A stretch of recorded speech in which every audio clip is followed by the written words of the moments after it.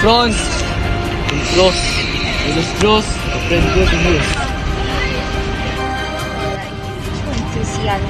Chico Duo Lloyd, kontak siya may utang na Lloyd.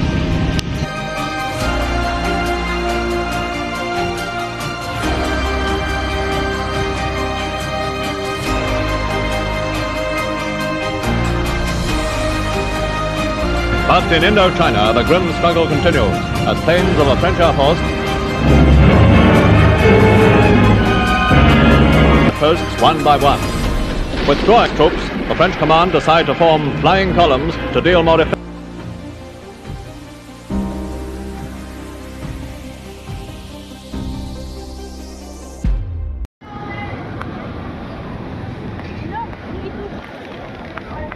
Vietnam, sa panahon ng kolonyal sa Pranses, ang paglalakbay sa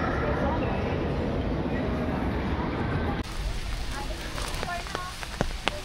Mga bata, narito kayo sa panahon ng Vietnam sa pananakop ng mga Pranse upang matunghayan ninyo ang mga kolonyal na patakaran at mga karanasan ng mga Vietnamese. Marunong mag-Vietnamese! Marunong din ako paano magsalita ng French. At sana ay maunawaan nyo ang kahalagahan ng mga nakaraan. Paghihirap ng mga Vietnamese. Kurap, pumatong. Come on, Kong. Run lên.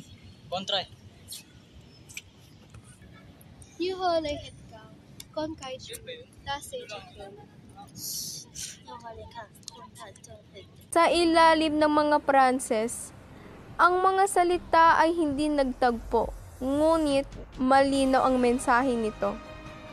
Ang lupa at ani ng mga magsasaka ay hindi para sa kanila, kundi para sa dayuhan. Ang mga patakaran ni Domer. De los France, de los Dios, aprendió de Dios. Sa ilalim ng patakaran ni Domer, dumoble ang buwis, nawala ang kalayaan ng mga produkto, at pati ang lakas ng mga magsasaka ay ipinagbili para sa mga proyektong hindi nila mapapakinabangan. Yung hola ihin, kung tusiyan, Chico Duo Lloyd, kontak siya may utang na Lloyd. Regardes, des eco des chips, succès l'avenir.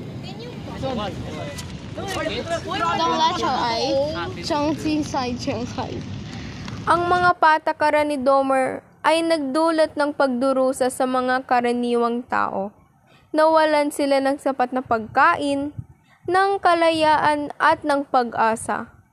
Ngunit sa kabila ng kahirapan, nanatili ang diwa ng paglaban at pagnanais ng kalayaan.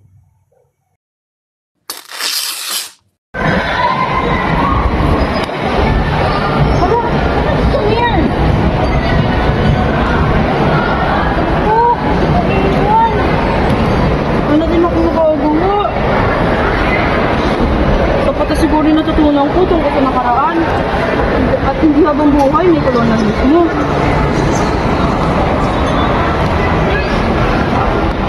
Ang bigat na, ang bigat. Ang parang ng pagbuhat niya. Halika.